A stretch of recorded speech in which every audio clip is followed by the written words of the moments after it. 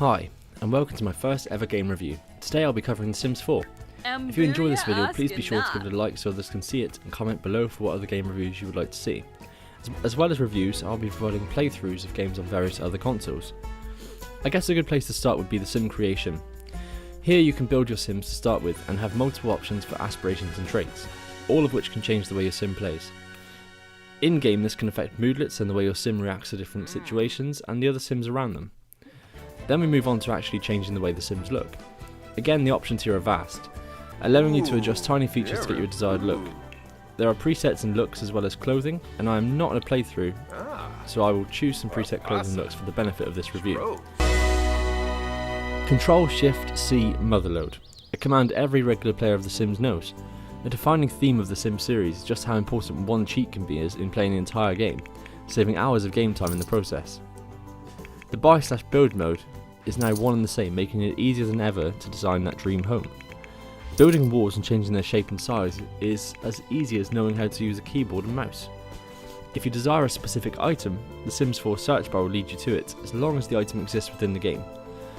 The only real negative is that The Sims 3's Creator Style option, which allowed you to texturize and paint your surfaces and textiles in intricate ways, has been dropped, meaning only the preset colours are available.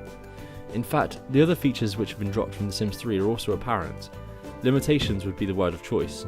Not the case with the previous Sims title. But The Sims 4 doesn't just take away.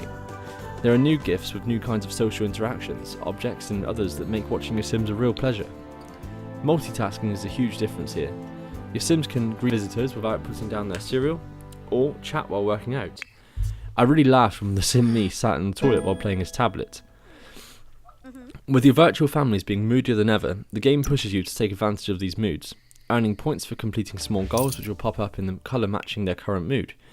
Your Sims will also gain access to different social interactions when they get moody. Having tried out my Sims with different traits and ambitions, I have to say that the differentiation is fantastic.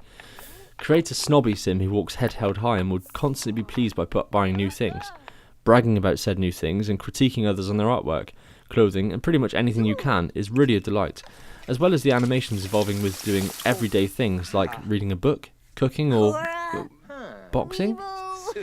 Turning these individual activities into long-form stories isn't as compelling as it was in The Sims 3, however.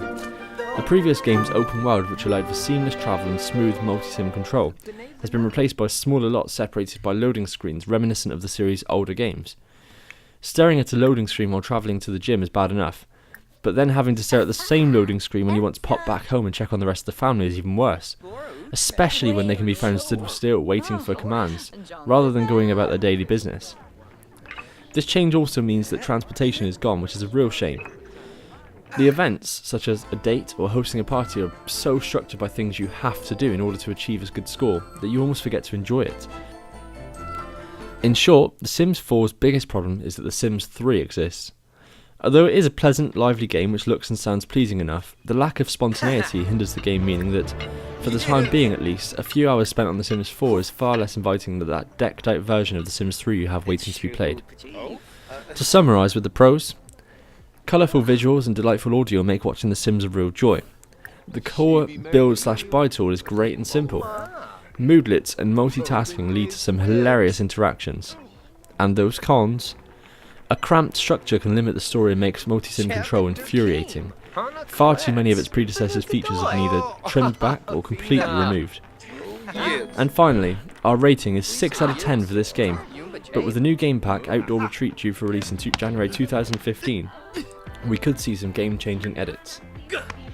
Once again, I'd just like to thank you for watching and hope that you enjoyed this video. If you could leave that like rating below, then other people will get a chance to see the video, and hopefully more people will give me some feedback on what they'd like to see in future videos.